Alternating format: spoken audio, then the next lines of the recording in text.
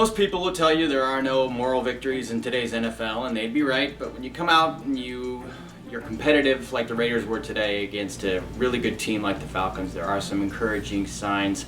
One of those encouraging signs was the interceptions. The Raiders hadn't had an interception all season, and they came out and not only did they have their first interception, but they had 3 interceptions in the first half alone. Only one of those could you say for certain was a Matt Bryant mistake.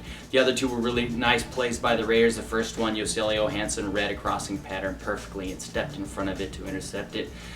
The other one, Philip Wheeler came blitzing up the middle, and he hit Matt Ryan as he was throwing and left the ball up for grabs for Tyvon Branch. So those were great.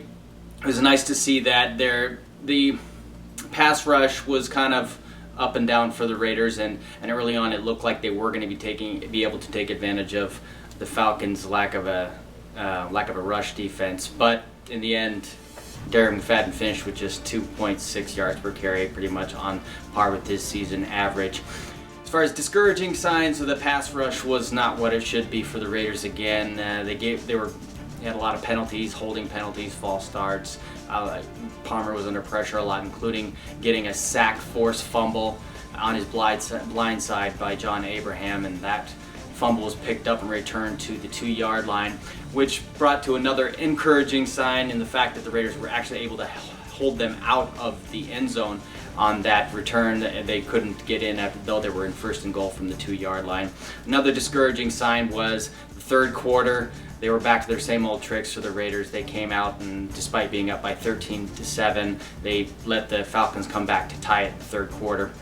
And then later on, of course, there was the big interception by Carson Palmer that was returned for a touchdown. He was able to bring the Raiders back and score another touchdown to tie it back up again, but the prevent defense did the Raiders in at the end, and they let the Falcons march right down the field and win the game on the 55-yard field goal.